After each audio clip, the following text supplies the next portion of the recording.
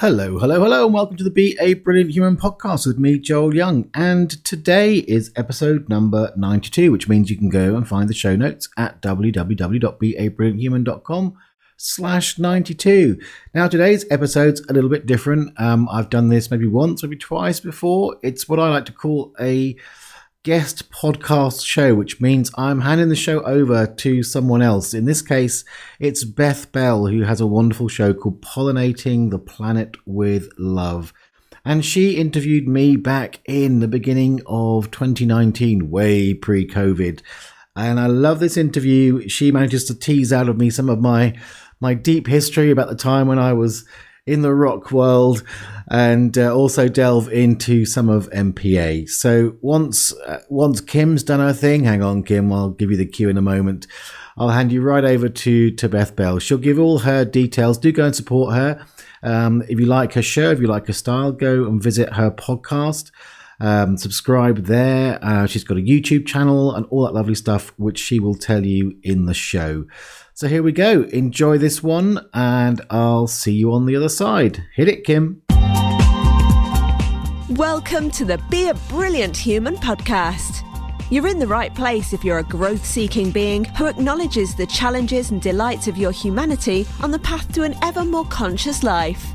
If you want to feel inspired to love and accept yourself, to feel free to be and express you in all your brilliance, if you want to truly value yourself and others and feel energized and alive both at home and in the world, then sit back and take a breath as you explore and grow the brilliance of your beautiful human self with your host, the father of non-personal awareness and creator of the MPA process, Joel Young. Welcome, everyone, to Pollinating the Planet with Love show. I'm your host, Beth Bell, and I interview guests who are living their passions and purpose, and I ask them to share their own life journey lessons and, of course, those pearls of wisdom that they learn along the way. So today's guest is Joel Young. He is the creator and custodian of NPA, which stands for Non-Personal Awareness, which is a beautifully simple an amazingly powerful approach for letting go of blocks and living your dreams. With over 25 years' experience of healing and teaching internationally, Joel brings a depth of wisdom and a great deal of energy and humor to his inspiring talks and seminars. Joel is considered a visionary leader in the field of human consciousness and has been dubbed a 21st century heretic. Sorry, I knew I would say that wrong. I had to actually go look it up if I admit it. In just a few years, Joel has seen NPA spread to over 18 countries and has recently started adding certified NPA teachers into the fold. So thank you, Joel, for being here today. This is really fun. My absolute pleasure. I love this place. Yeah. Well, it's amazing because you actually live in the UK. Yes, I do. Yes, and we're both here for an Evolutionary Business Council conference, which has been fabulous. And I had the pleasure of hearing you speak, and it was a really powerful session that I think we all went through. And there's a couple of pearls that maybe we'll talk about later that I took away, and I think it really sat with all of us in our mind. So wonderful. But before we get into what you're doing today, I always like to start with, way back when you were a young lad, as you might say. What did you think you were going to be when you grew up? In the beginning, I was going to be a rock star. Ooh, I like that. And I kind of got there. Yeah? But wasn't the ultimate destiny, except that in a way, what I do now is not that dissimilar when you look at it, which is very interesting to me. Okay. But that was my plan. I started playing guitar when I was 8 years old. It was the first time I got my hands on the guitar, and I fell in love with it, and straight away I started to write songs.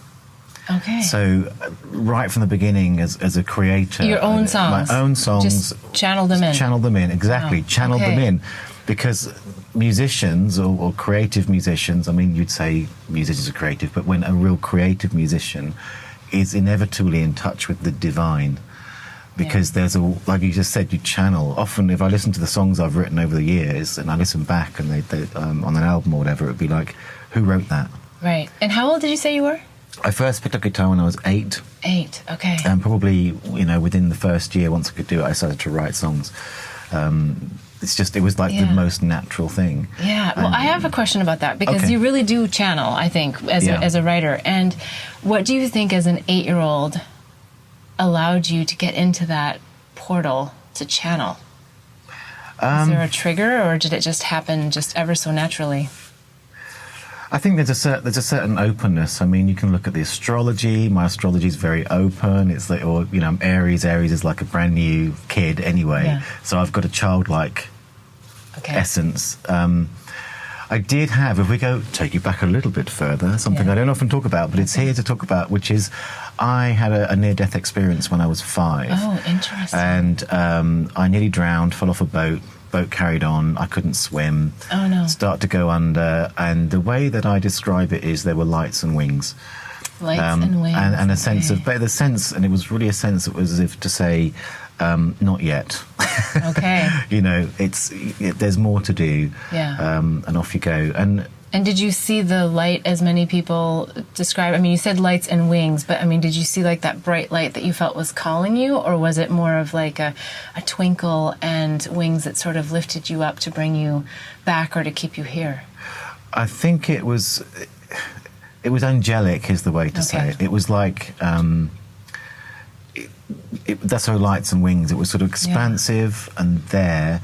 And it's interesting because it's one of those things where I'm 5 years old, so I have to look at my memory and go, there's going to be overlays there. Yeah. You know, but what I do know is the sense was very, very strong in me. And then when I came out, I know that I forgot it for a long time. Okay. It's like I had the story of nearly drowning in myself. I know that there were things that changed then. I know that there were things that happened where I began to be aware of life beyond what was obvious. It's like people aren't talking about what's happening around me, but just went into that, I'm just going to survive my childhood and get through it. Well, in a way, what a gift. I mean, it may not have felt that way at the time because it was something very traumatic, but it sounds like it was a very eye-opening spiritual awakening and awareness that came through at a young age. Yeah, I think it really was. And I think when I do talk about it, and people who had similar experiences, they do find that there's something that rests in you around death, I guess. There's something which you've sort of seen through the curtain, if you like, and to what's going on. Whether all that was there before, whether it just opened it, I don't know the answer to those questions. And it's interesting to me, it's like life is an investigation. You've asked this question, it's almost in my own self-inquiry going, I guess there is a link. I've never really linked that experience to channeling music or the creativity of that. I don't know, but I'm sure it's key to everything that I'm doing and why I'm on stage in the way that I am and teaching these things. Yeah, amazing. Wow. Okay, so you start channeling music. Yep. And did you start singing music then? You were playing music on the guitar? Playing on the guitar. My parents would take me to the folk club, local folk club, so it was kind of a musical household. Yeah. But I would just write songs, and then when I got to be about... I guess it was 10 or 11 maybe, we moved and I wanted to have a band, so I was like my entrepreneurial side came out because no one I knew in the new school could play. So I said to my friends, right, you buy a guitar for Chris, or get a guitar for Chris, I'll teach you how to play. You get a bass, I'll teach you how to play. Interesting. Okay. We were orchestrating the whole thing at a young age. I wanted a band. I wanted a band. And I love it. You know, you're going to have to build it sometimes. Another friend, you know, we had an old drum kit in our music, we had a music room, so I taught him a few things, and then he got a whole drum kit for Christmas. And then we got someone else who could play the piano already. We had an electric keyboard, so he played the keyboard and he sang initially. And we started off this heavy metal band, aged 10, 11, and then throughout all of school, we played at school. We would play in our town. There was a pub, which was a music pub, and it was run by session musicians from London. And you were allowed to be in the pub, even with alcohol? Yeah, we were allowed to go because we were like this weird bunch of prepubescent kids. And I was writing songs where I didn't even know what the words meant that I was writing. I was writing, you know, all about love and what was obviously sexual. I didn't even know it meant that. That's funny. But we get up prepubescent on stage in the half hour where the session musicians go, okay, right, we need to break, go have a beer. And then, we'd have a chance to get up on that stage and play. Yeah. And so I did that through school, and then, long story short, different bands. Ended up in a band in the late 80s to early 90s, which was more in the alternative punky scene. So it was like, because I'd done all the grades in the classical stuff as well. So it was like if I was going to play an ordinary chord, I wouldn't be seen dead. It's got to be angry, and it's got to be, progressive and all the rest of it. But that band was fairly successful. We toured and we were almost signed by Sony. And then I think it was Suede was the band came along, and then the industry wanted Suede and we weren't Suede. And it was brutal. It was absolutely brutal. It was like... Life was over. Yeah. But I do often say that if I'd been successful in that industry, then I'd probably be dead by now, because my handle on substances was not good then. So if I had the money, I probably would have gone that way. Yeah. But out of that sort of... Again, that's kind of a crisis. Out of that, I kind of sank back into... I went travelling with who became my first wife. Went travelling with her, and then we came across kind of spiritual ideas, and ended up going to seminars. To be fair, I was a bit of a drag along for those things in spite of everything. I was a bit, I'm not sure I want to go and stand in a room and clap hands of people. Yes. But that did open things for me, and then I had a big experience of connecting to source, as you might say. And I think that shifted it for me. Plus, it was a process-oriented thing that was the thing we got into. And I found I was really good at helping other people go through things. And traumas or just processing. Well, that was a process called the Journey, which was developed by Brandon Bays and the Journey. And I kind of grew up in my world. Ended up teaching that all over the world and all sorts. But it's a process which really goes right into the core of the emotions. It helps you connect to your core. It works with, you do dialogue with the inner child. It's forgiveness. The goal is forgiveness. And over the years, I've worked with tremendous trauma using that process, like sexual abuse. I was specialised in sexual abuse for years. And amazing people who had been defined by this for 30 years, and they can get to a place where they can not be defined by it, really let go and truly forgive, and then move forward without this in their lives.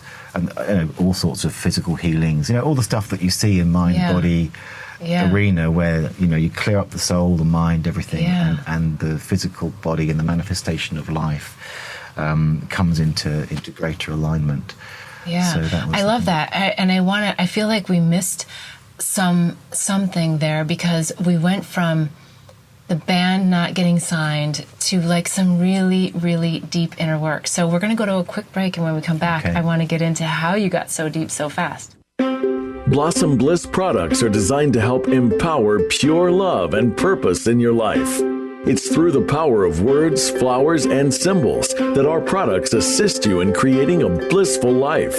The power of words in our mini mantra word bar necklaces assist you in setting and blossoming your personal intentions. The affirmation cards leverage the power of flowers by providing daily inspiration. And the power of symbols in our life journey bracelets are great reminders of the things that bring us peace, joy, and love. Products are made and blessed in Bali with love by Balinese artisans who work with empowered hearts. When you purchase jewelry with a bee charm, we donate to save the bees. Join us in pollinating the planet with love. Go to our website, blossomblissbali.com. Again, that's blossomblissbali.com. We're back with Joel Young, and we were just in a really great conversation about how he went from a big disappointment of not getting signed with his rock band that he had really worked hard, I think, to put together over his young years, but it sounds like they were relatively successful. And so you have this big blow, and then you went into just a whole different field. I mean, I know you said you traveled, but what was the catalyst to like really go into the inward work?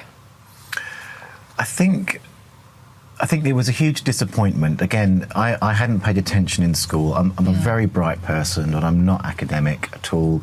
And why would I be? Because since I was 8 years old, I was going to be a rock star. And it was really clear to me, and everything was going according to plan. Yes. So to then have it suddenly dashed, and there was just a way that all of us in the band, in that disappointment, and it was made very clear that either we'd have to be something else, and even then really it's that kind of industry where we know who you are, we got close, now you're not what we want.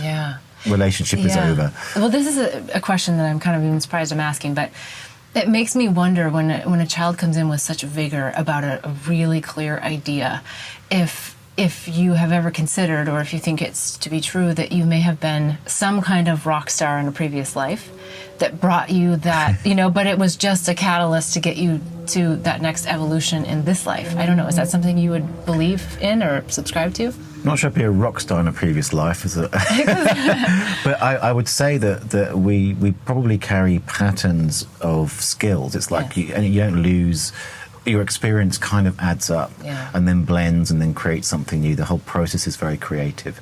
So, I mean, even when I was young, it give me some lights on a stage. Yeah, I was just going to say, bright lights on a stage is probably what it, And the lights go on here, so I've got that pattern somehow. I know there's various typologies that use rock star as like for branding or something. Sure. And hey, here I am, what can I do? And so that, I think, is part of it. Past lives, I think the fact that I've ended up over my sort of career in this world in some very sort of hardcore spiritual teaching roles, if you like. I think there undoubtedly, if you go down the past life route, have been lives that there's been work done that's made that possible in this life. And certainly in my own experience of past lives, so to speak, that there's been memories of times of being in very intense spiritual experience lives. So it's like monasteries and those kind of things. So those all add up to who I am today, showing up in this life. So interesting question. That's like, you're getting me thinking. Beth, that's great. Well, so in this life, now you've made this big leap earlier on. Were there big fears that you had of making such a different shift? I mean, you obviously had to have some kind of letting go of that other dream, if you will, or transforming it into different types of bright lights and stage. Were there fears that you had? Not really. Okay. I mean, that sounds crazy, and it's not entirely true. So it's like I'm saying it. Are you holding out on us here on the big fears in life? No. The thing is, I've always been. I once had a Native American guy come up to me at a Mind Body Spirit fair. This was right at the beginning, and he walked up to me, looked me in the eye, and said, "You've got crazy wisdom. You're Red Hawk medicine." Okay. And I'm like, "What does that mean?" Crazy wisdom. What was the medicine? Red Hawk. Red hook. There's a red-tailed hawk. Hawk, the animal, the bird. Okay, well, it's my English accent. Yes. Red-tailed hawk. And he said, what the crazy wisdom from those animals is that they go into this dive after their prey, and they go into these crazy dives, and there's no way they should be able to get out of that dive, but they don't think and they don't care about that. They just go for it. And somehow, of course, they always manage to pull out of the dive. Now, if you think about what I just described with setting the band up, that's exactly it. So part of me just, I'm so deliciously ignorant of the potential danger sometimes, and that's got me into problems in times in my life, that I go kind of straight into that half dive. But I guess where the fears started to come in, or the real challenges in that department, it wasn't so much because I'm framing that around the journey of getting to start to teach and all the rest of it, is where I went from teaching other people's work, so I was teaching Brandon's work and the journey, to when MPA, which I do now, the MPA process, which is my own little baby, and having to step into that world. Now that was where it was like, oh my FG, not least of which because it's like, is it going to work? Are people going to take to it? And there's a whole, I discovered, being under someone else's umbrella, they're organising the stages for you, the rest of it, to actually doing your own thing, whole other... It's kind of that fear that I think my parents put into me, which was probably good and bad, but it was, if it succeeds, it's your fault. and if it fails, it's your fault. Yeah. And there's a lot of accountability that comes to that, and it can be sometimes a little bit suffocating. And so there is sort of a navigation, I think, of having to swim through those fears of it not happening, or just making a mistake, which, I mean, I don't believe we can make a mistake, actually. No. Or just make another choice. But yeah. Okay, so you jumped from that into your own. Tell us a little bit about NPA. Okay, so the transition happened because I was, unexpectedly. I say NPA came in answer to a prayer. Okay.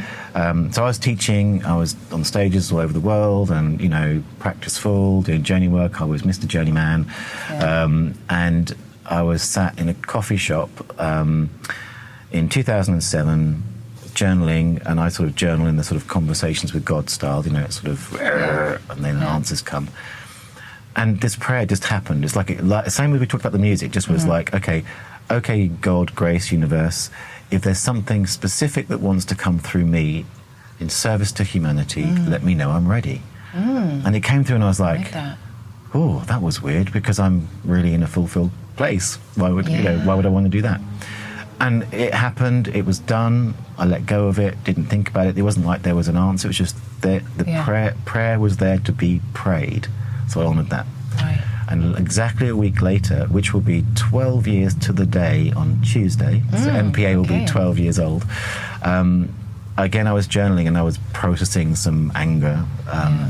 And again, the way the words came through me was, say these simple words in relation to the anger.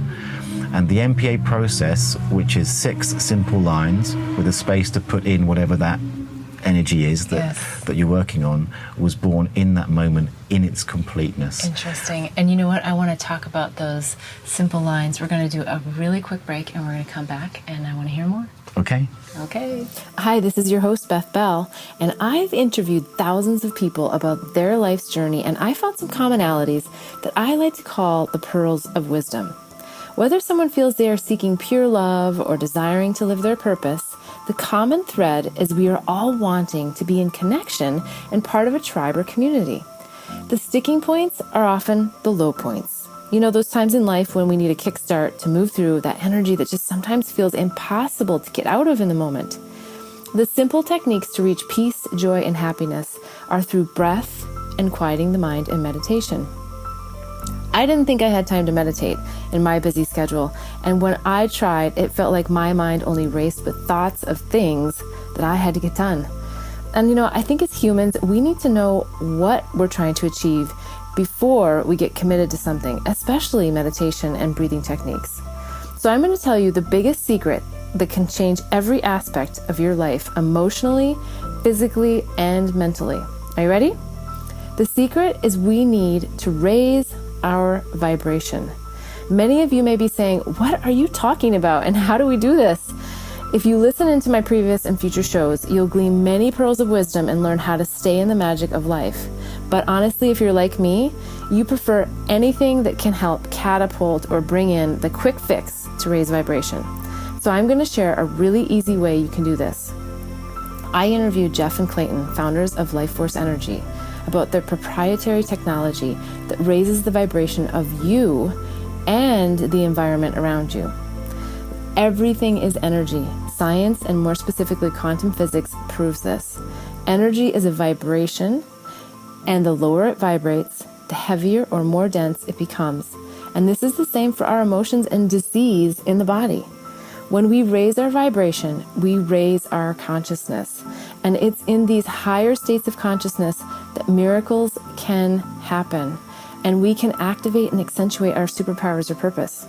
The best news is that it's simple. If you click through my referral link, you'll be able to sign up for a free 15-day trial and see for yourself. You want more details? Well, then listen into their episode, Leveraging Life Force Energy to Raise Your Consciousness. And you can hear all about how it can change your life. Okay, we're back with Joel Young, and we were just about to hear about the pearls of wisdom I think that you have and how we, would I say reframe things with your system?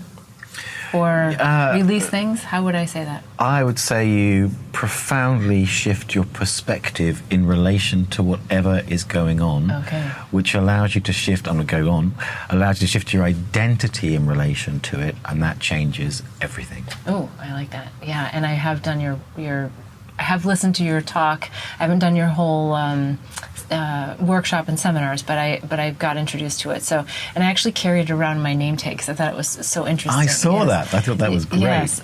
So let's tell the listeners exactly what that process is and how they can use that. Okay, so to begin with, I'd say it's called MPA, non-personal awareness. That's what it stands for.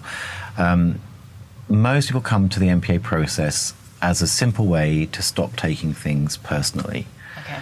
So, and that really is where people meet it. And we tend to think of not taking things personally. Oh, that's a good idea.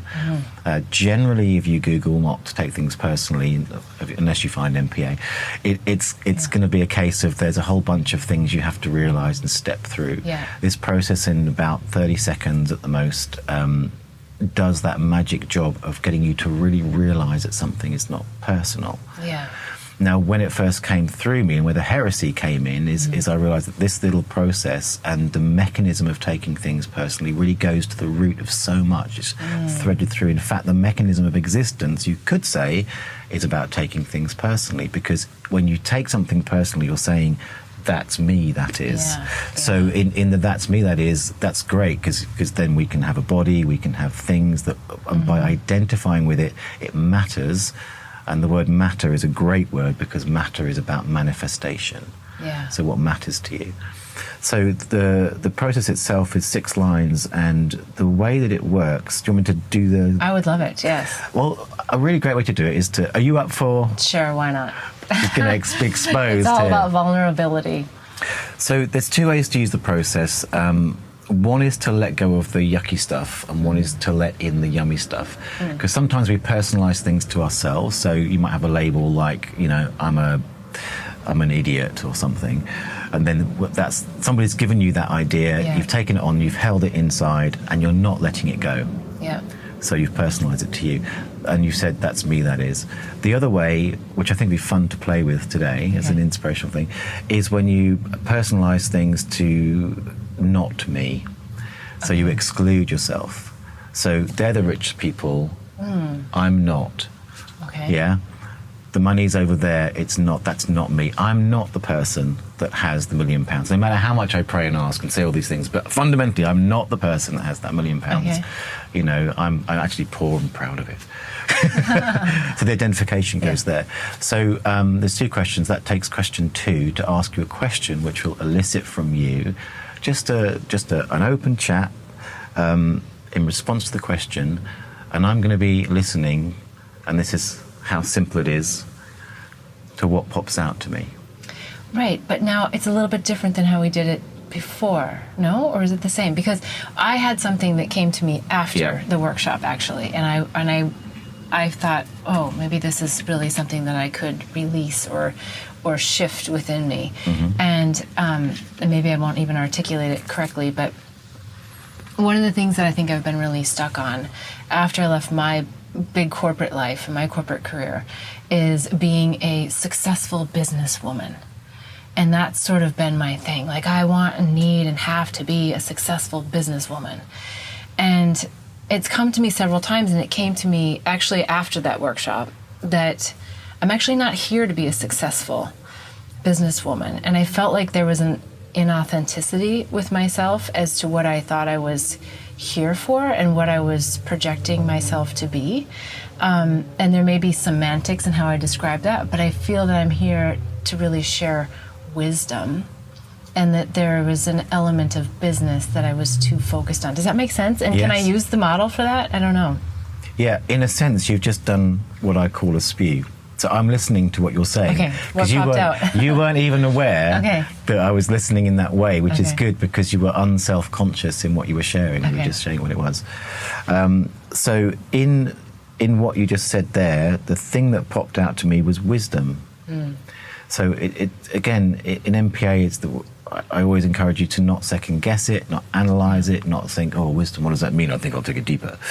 Literally in all of it, wisdom is what popped out, which means that that's got traction in you And as we went through the process, it'll allow, I imagine, it just to really become more embodied in you. But we'll see where it goes, okay? That makes sense. Yeah. So I'm just going to say 6 simple lines. I'm going to use wisdom in the gap, and you can, by the way, download the process for yourself at my website, which is joelyoungmpa.com. Okay. Find it there. But here we go. You ready? Okay. Just repeat after me. Okay. This wisdom. This wisdom. This energy of wisdom. This energy of wisdom. This pure energy of wisdom. This pure energy of wisdom. Is not personal. Is not personal. This pure energy of wisdom. This pure energy of wisdom is not personal. Is not personal. This pure energy of wisdom. This pure energy of wisdom is not personal. Is not personal. And I am willing to experience it. And I am willing to experience it. So just be really still for a moment. Notice and allow what, if anything, is there. And when you feel a natural completion, just let me know.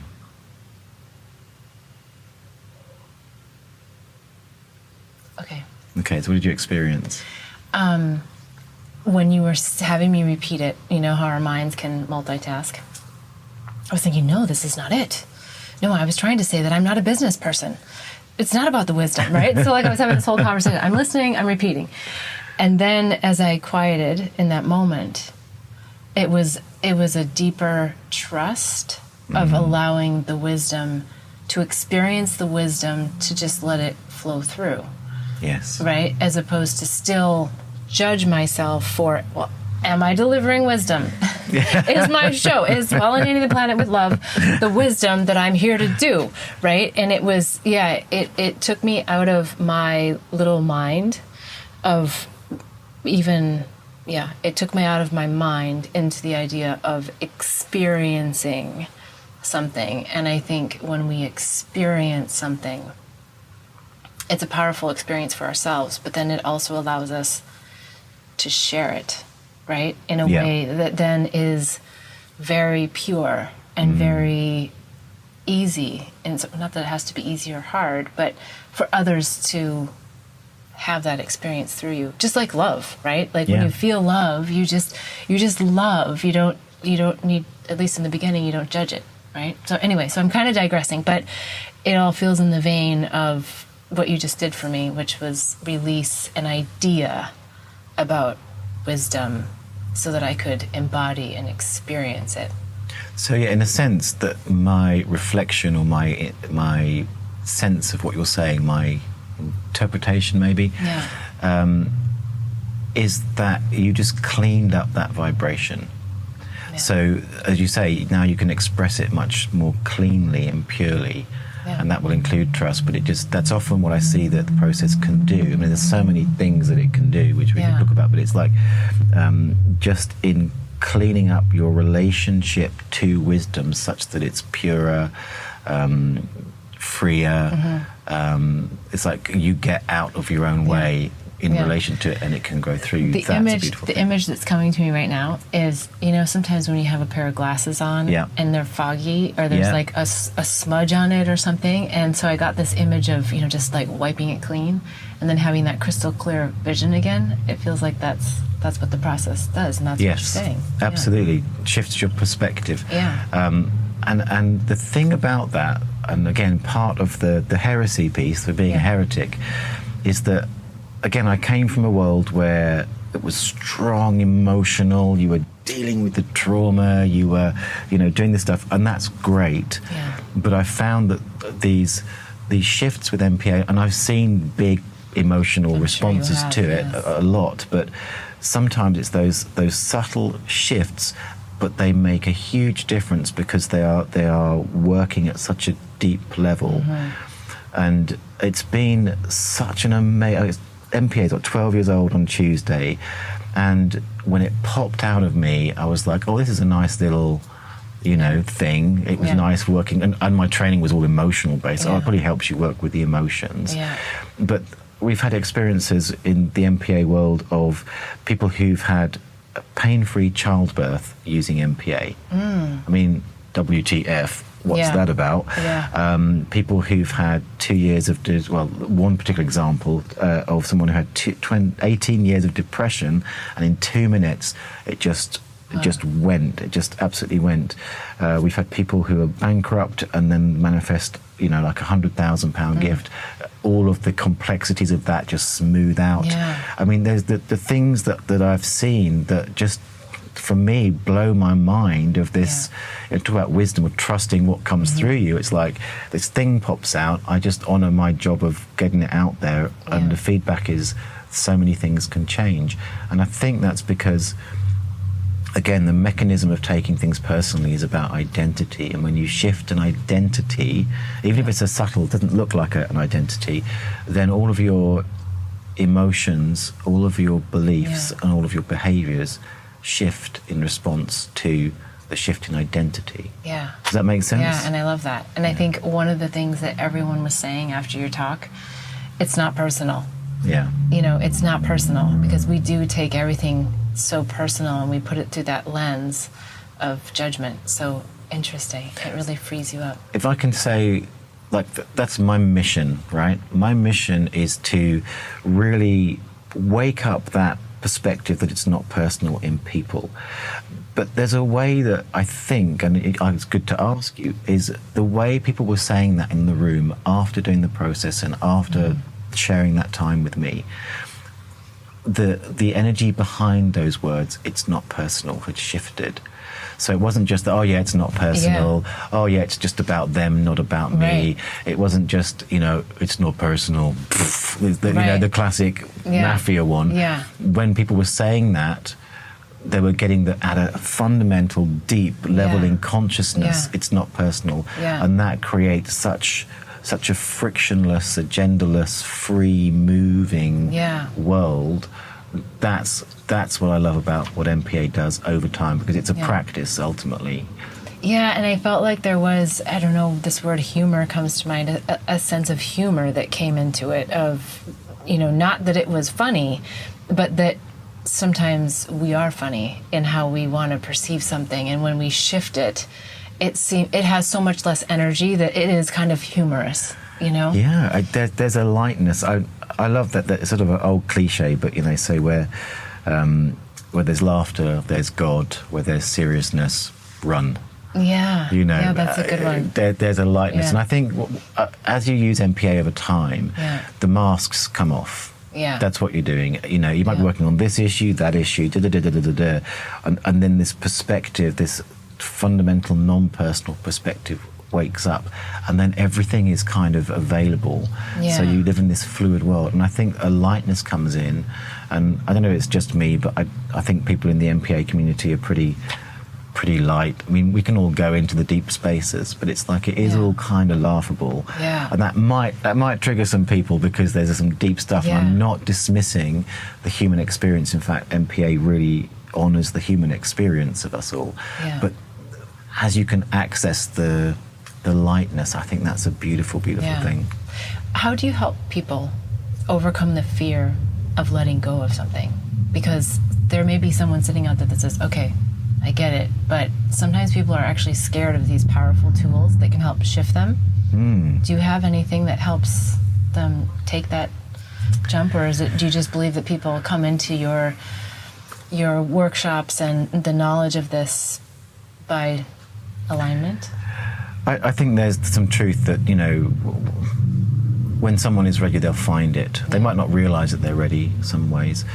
One of the things that's great about MPA is it's kind of non-threatening. So oftentimes I've done this, and I've heard, the people who use MPA do this. You can just say to someone, do you want to just say some silly words with me and see what happens? Because there's no agenda in the MPA process. I'm not looking for a result. Which sounds crazy, but it's really just say the words and see what happens. And it might be that nothing seems to happen. I gave an example on the stage. If there's an example of someone, sometimes the answer isn't happening here. It's happening in the non-local, which is the quantum physicist's version of not personal. The non-local thing's happening. So she was sat at the dinner table with family. It was all kicking off. She thought, I'm going to just go to the bathroom. Sat down, did some MPA on it, stepped out, and she said it was like she'd stepped into a different universe, because somehow in the space it took her to do some MPA and have a pee, it was as if everything had got resolved and she was in a different world. Yeah. But she didn't have any kind of, I'm feeling my stuff and all the rest of it. It was just there. But in terms of people's fears of it, I think I do say it's kind of with my tongue firmly in my cheek. Okay. I say it's man, teenager, and old lady friendly. And I say that because in my practice for years, they're often can be tricky because they tend to be, again, using generalizations, have to doing that, generally sort of quite tricky to work with because they're resistant to having to go into their emotions and all the rest of it. Yeah. And with MPA, it will meet you where you are. It doesn't require you to be emotional. It doesn't require you to figure out what your beliefs are. It just says, be you, express yourself. I'll notice what pops out, go through the process, and we'll see what happens. It may be that they cry, but if that's not there for them, they maybe won't, or they'll be ready for just that thing. Does that make sense? It does. Now, I would think that it's better for someone to come to one of your workshops to experience this, because there is a technique to the listening aspect of it. I think anybody can probably do it, but because you asked us to identify any words that jumped out, and it's sort of an energy, I think, too, right? Like, just like, what did I hear? So what's your thought on that? I mean, can people literally go to the website, download this, and then practice with someone who's not trained, or? They can go to the website, get the sheet, and they will be offered an opportunity to learn how to use it really well, which is the online training. Okay, wonderful. And I think that's really important because, again, heresy being, flying in the face of commonly perceived dogma. Yeah. And if someone is already, say, a therapist or a coach or has some skill, that can be really good, but they will bring to the process the dogma of their modalities. Yeah. And that can interrupt the most profound work you can do with MPA. And people in general tend to fall into all sorts of traps with it, and they're going to have questions around it because it doesn't make sense, or they might use it with an agenda which is going to really interrupt the flow. So people can take it, I gave the card out, on a card, they can get the process sheet on the website, it's there, and people can do good work with it. But if you want to make the most of the opportunity, come and spend some time, learn the underlying stuff of the technique. It just helps you to grow deeper. And then those who want to go sort of more into the advanced realm and want to use it really powerfully, get into the underlying sort of philosophy of it, that again, they can deepen with that. Do they have to go to a physical location, or do you also do like webinars or more e-modules? Well, there's an online course, so it's a self-paced. Okay. I mean, great. the way that course is set up is it's called MPA Basic Training. A bit like in the military, you get basic training. I wanted to give something which people could, easily sort of get hold of, easily afford. I want it in people's hands. I want them using it. I want that energy waking up, but I recognize that just the words itself, you can either dismiss it or use it in a way which doesn't get the most from it. So in that training, the videos are pretty short because what they're doing is saying, do this, this is what's important, now go and practice it, and then come back and you can ask questions, and as you can often in these courses. But that's the intention of that one. And then the advanced training as you go forward is more if you want to really get under the bonnet. Okay, wonderful. All right. Well, for some of the listeners that have already been through this, is there something new that's on the horizon, or sort of like the what's next? Is there anything up and coming? Yes, well, I just mentioned the advanced training, that course. I'm doing the dots, the T's, crossing the T's, and I'm very excited about it because it's so that'll be coming out very soon, and maybe by the time you watch this, it'll be out, depending on when this goes out. But that really, and I think to kind of reveal what my plan for that, people have been asking for certified practitioner training. I've got teacher training. It's a very different thing to get licensed to teach it. But people want to sort of, you can use it in your practice, and you can share it. But to really go in depth and have that practitioner, because in my coaching practice, really, I think the thing that I teach more than anything else is at the heart of MPA, which is agendalessness, how to meet a client without any agenda. And MPA is a perfect vehicle to learn those skills. There's so much more to it.